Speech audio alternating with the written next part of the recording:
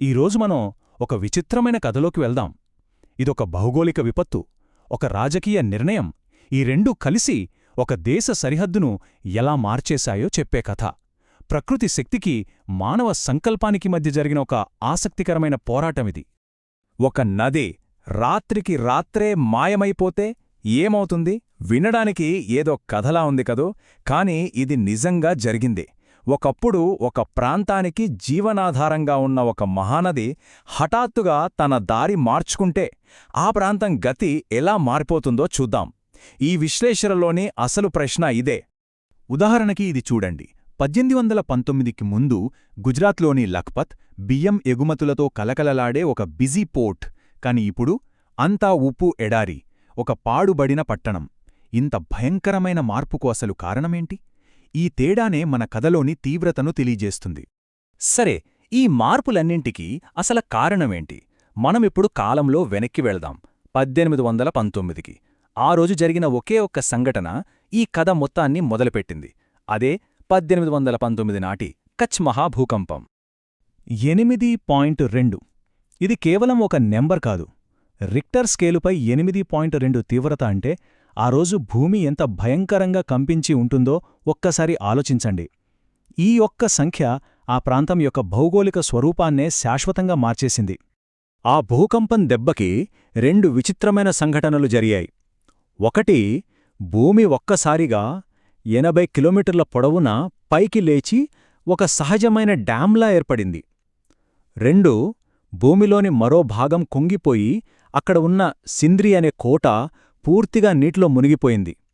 ఒక్క రాత్రిలో ఆ ప్రాంతం మ్యాప్ మొత్తం మారిపోయింది. భూకంపం వల్ల అలా పైకి లేచిన ఆ మట్టిగోడకు అక్కడ వాళ్లు ఏమని పేరు పెట్టారో తెలుసా? అల్లా బంద్, అంటే దేవుడు కట్టిన డ్యామ్ అని అర్థం. ఎందుకంటే మనుషుల ప్రమేయం లేకుండా కేవలం ఒక్క రాత్రిలో అంత పెద్ద ఆనకట్ట ఏర్పడటాన్ని వాళ్లొక దైవిక చర్యగా భావించారు. సో ఈ అల్లా బంద్ ఏం చేసిందంటే, సింధు నదికి ఒక పాయలా వచ్చే పురాన్ అనే నదికి అడ్డంగా గోడ కట్టినట్టు నిలబడింది. దాని ఫలితంగా ఏమైంది? గుజరాత్లోకి ప్రవహించే ఆ మంచినీరంతా ఆగిపోయింది.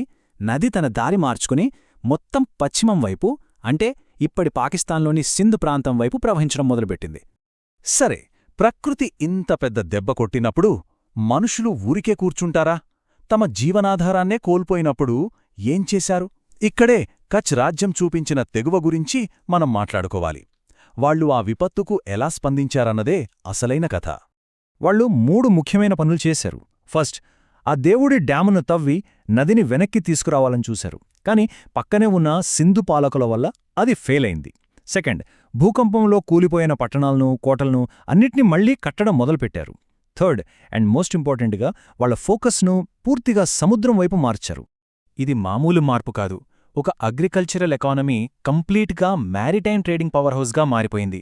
నది నీళ్లు లేకపోవడంతో వరి పండించడం ఆపేశారు. దానికి బదులుగా ఆఫ్రికా, ఒమన్లతో సముద్ర వ్యాపారం మొదలుపెట్టి శక్తివంతమైన వ్యాపార కేంద్రంగా ఎదిగారు. రైతులుగా ఉన్నవాళ్లు ఇప్పుడు గొప్ప నావికులుగా, వ్యాపారులుగా మారారు.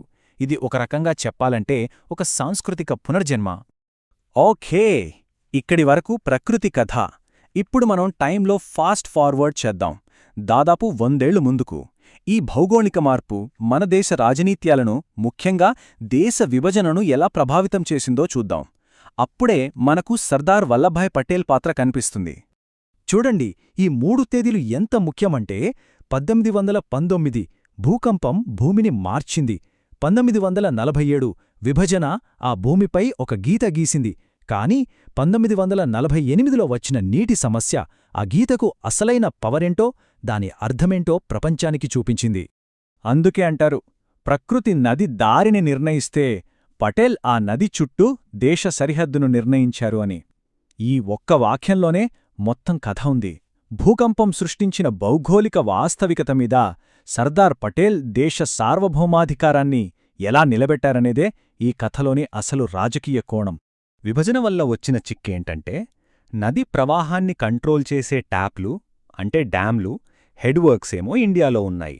కాని ఆ నీళ్లు పారే పైపులు, అంటే కాలువలు, పాకిస్తాన్లో ఉన్నాయి. అంటే పాకిస్తాన్ తన వ్యవసాయానికి, నీటి అవసరాలకు పూర్తిగా మనమీద ఆధారపడాల్సిన పరిస్థితన్నమాట. 1948లో ఈ నీటి గొడవ పెద్దదైనప్పుడు ఉప ప్రధానిగా ఉన్న సర్దార్ పటేల్ చాలా గట్టిగా నిలబడ్డారు. ఆయన 3 విషయాలు స్పష్టం చేశారు. 1. మన భూమిపై ఉన్న నీటిమీద మనకే పూర్తి హక్కు ఉంటుంది. 2. అవసరమైతే దీన్ని కాశ్మీర్ లాంటి విషయాల్లో పాకిస్తాన్పై ఒత్తిడి తేవడానికి ఒక రాజకీయ సాధనంగా వాడొచ్చు. 3. మన నీళ్లు వాడుకుంటే పాకిస్తాన్ డబ్బులు కట్టాల్సిందే. సరే, అంతా బానే ఉంది. కానీ మనలో చాలామందికి ఒక ప్రశ్నొస్తోంది. ఇప్పుడు ఇంత టెక్నాలజీ ఉంది గదా, ఆ నదిని మళ్ళీ వెనక్కి గుజరాత్ వైపు తిప్పేయొచ్చు కదా, ఎందుకు చేయట్లేదు? దీనికి సమాధానం దాటలేని 3 పెద్ద గోడలు. ఆ నదిని వెనక్కి తీసుకురావడానికి 3 ప్రధాన అడ్డంకులున్నాయి. అవి 1 రాజకీయ గోడ, 2 భౌగోళిక గోడ, మరియు 3 పర్యావరణ గోడ. ఈ మూడింటినీ దాటడం అసాధ్యం. రాజకీయంగా చూస్తే 1960లో ప్రపంచ బ్యాంక్ ఆధ్వర్యంలో సింధు జలాల ఒప్పందం జరిగింది.